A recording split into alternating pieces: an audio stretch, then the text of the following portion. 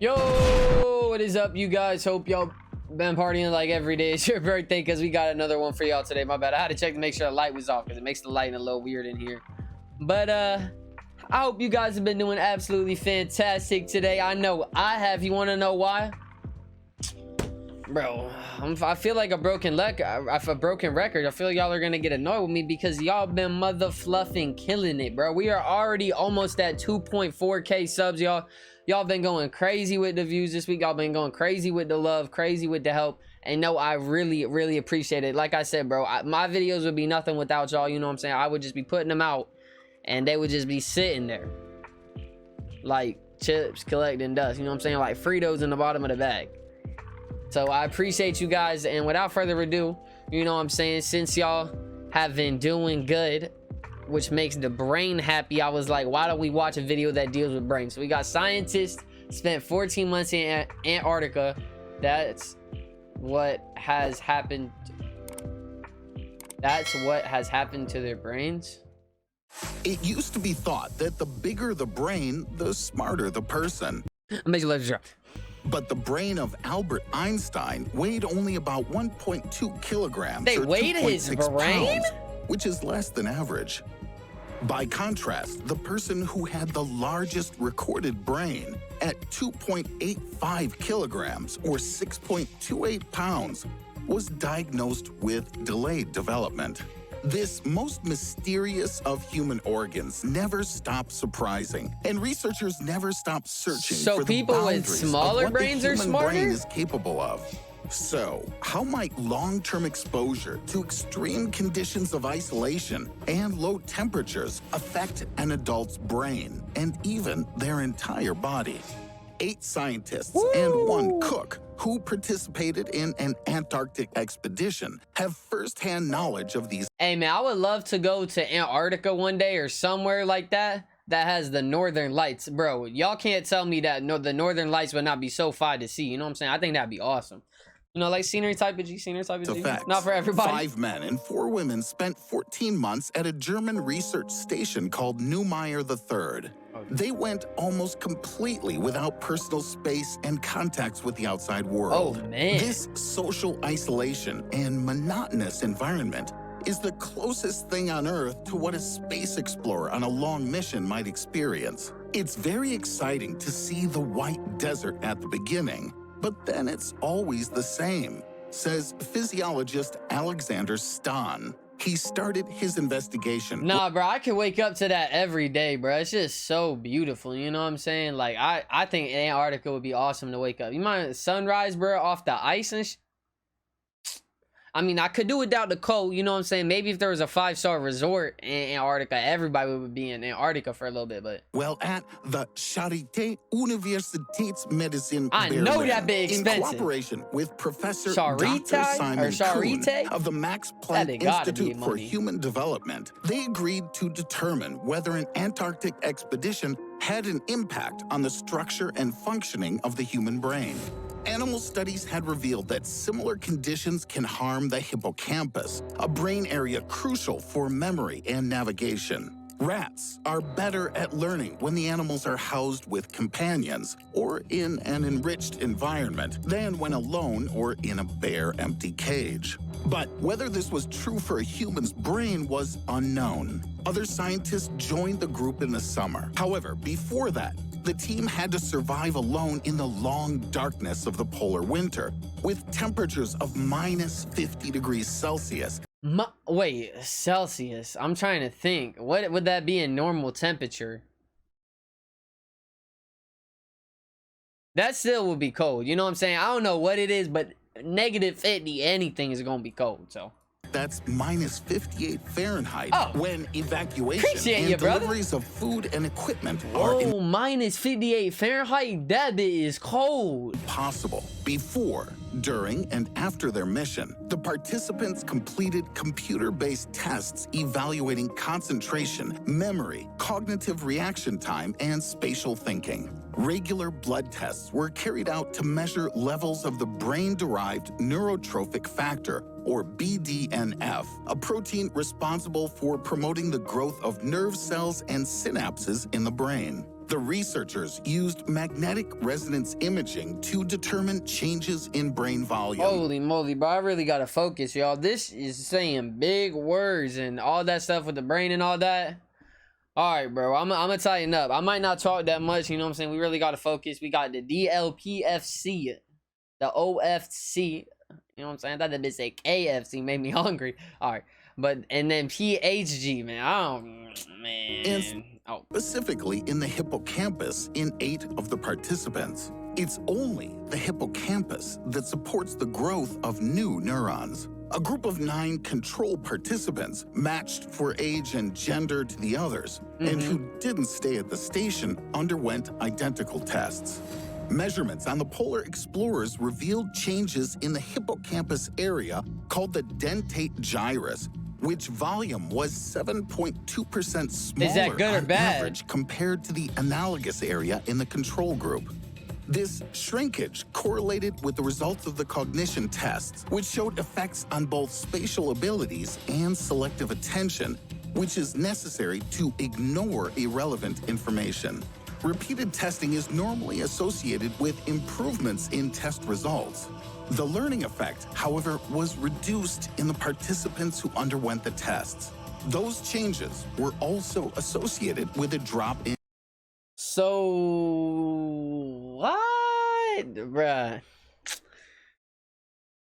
Man, I should have paid more attention in world history classes and stuff when they posted that, when they played videos, man. So, I don't know if the brain got smaller or bigger and who's smarter. Someone cleared that up for me, but maybe he'll clear that up too. In BDNF levels.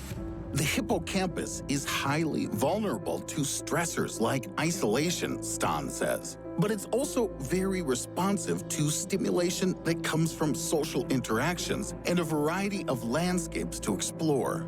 Therefore, there are good reasons to believe that this change is reversible. However, there have been no indications of that so far. The BDNF levels in the Polar Explorers dropped below the initially recorded level after just 3 months in Antarctica, and even a month and a half after they returned home. This level did not recover to normal.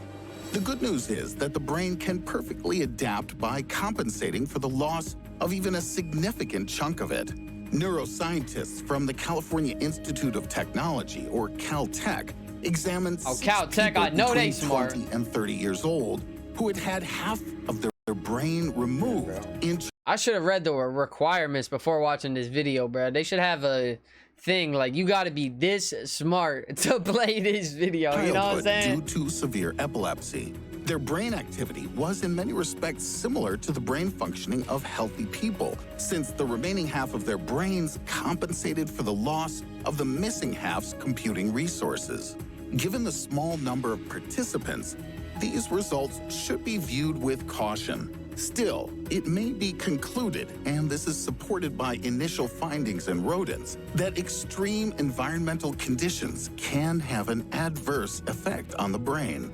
As a next step, the researchers plan to study whether or not physical exercise might be able to help protect against the observed changes in the brain. And what about adaptation effects to extreme conditions on the human body and psyche? The organizers of another Antarctic expedition from Kazakhstan addressed this problem. True, this expedition lasted only 11 days. Assessments of physical condition were carried out only every 3 days. That is 4 times in the participants whose average age was 29 years old. On day 1 of the expedition, the Polar Explorers demonstrated a high level of interest and tension due to their expectations and first experience in Antarctica.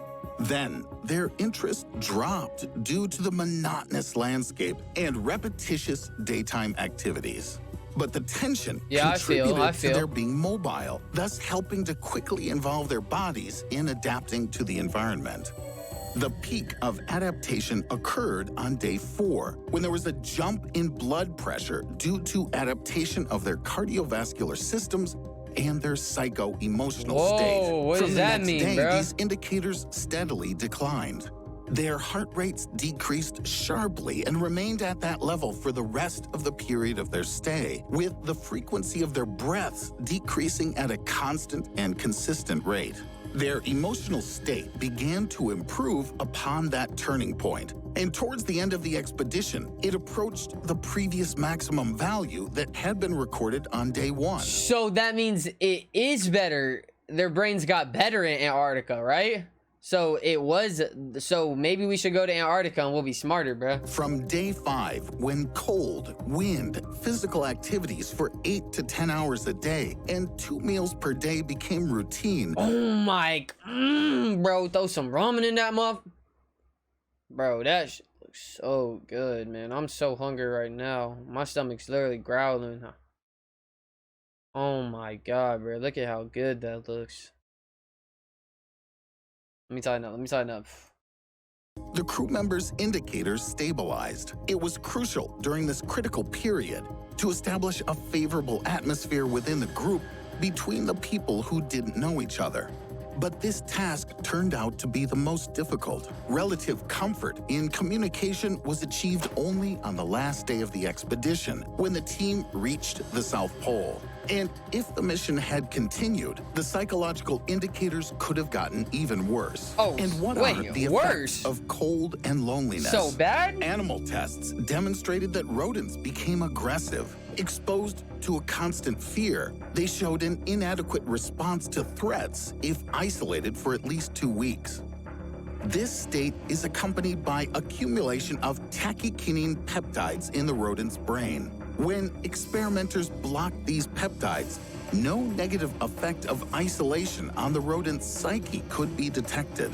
Similar substances have been found in the human brain, so the results of the experiment may help in the future treatment of some mental illnesses. Our body fights against cold until the very end. We clicked the wrong video, bro. Someone's definitely gonna have to clear up with me, man. I kind of lost track if it is good or bad to be in Antarctica. You know what I'm saying? I thought it was good, and then they said worse, so now I'm thinking not as good. But I don't really know. Someone let me know. Just say Antarctica is a move, or say no, bro. You're gonna be stupider. You're gonna be even stupider. When our body temperature drops to between 35 and 32 Celsius, or 95 and 89.6 Fahrenheit, blood vessels constrict first, limiting the flow of hot blood to the limbs, thus reserving it for the heart and brain. Okay. Next, the hairs on the body stand up, emulating something like a heat-insulating fur coat. Next, a person starts shivering violently, experiencing convulsions as muscle fibers contract uncontrollably in an attempt to warm the body. Ooh, that sounds painful, when the shivering bro. stops, which increases 5-fold the body's ability to raise its own temperature, the blood from the dilated vessels flows to the extremities, producing a sensation of heat. When the temperature drops to between 30.5 and 29.5 Celsius, or 86.9 and 85.1 Fahrenheit, the person falls into a coma. Their heart stops, followed by death Antarctica of the brain bad. from Antarctica oxygen bad, starvation. bro. Y'all ain't even got to tell me. The processes of dying are so slow in the cold that, if rescued, it helps doctors to bring frozen people back from death. So, how would you deal with changes in your brain if you found yourself in extreme conditions? Leave your thoughts in the comments. Do you like this? Hey, man, I'm not gonna cap. What do you guys think? What would y'all do? I think I honestly would be fine, man. I'm not, you know what I'm saying? If they give me a tutorial on what to do, you know, how to get food, how to capture stuff, and do all that, I'll be chilling, bro. You know what I'm saying? And if we got a place to live and they giving us food, I'm gonna be big chilling. That would be a good time. And let me know what you guys think. I think it would be pretty cool to be in Antarctica for like 3 months. But then again, I heard stuff about death and downhill and bad, and so maybe not. Let me know in the comments. Hey, I hope you guys did enjoy that video. That was definitely above our pay grade watching that, but I hope you guys understood and enjoyed it. I understood, you know what I'm saying? I'm not saying I didn't understand it. I understood it, but you might have gotten a better take on it. I love you guys. Y'all be easy, man, and have a fantastic day today. I appreciate y'all, by the way. On the road to 2.4K, which is on the road to 3K. Y'all already know what we say. Join the fam, man. Y'all be easy and do says. I'm sorry, y'all be easy. Bye.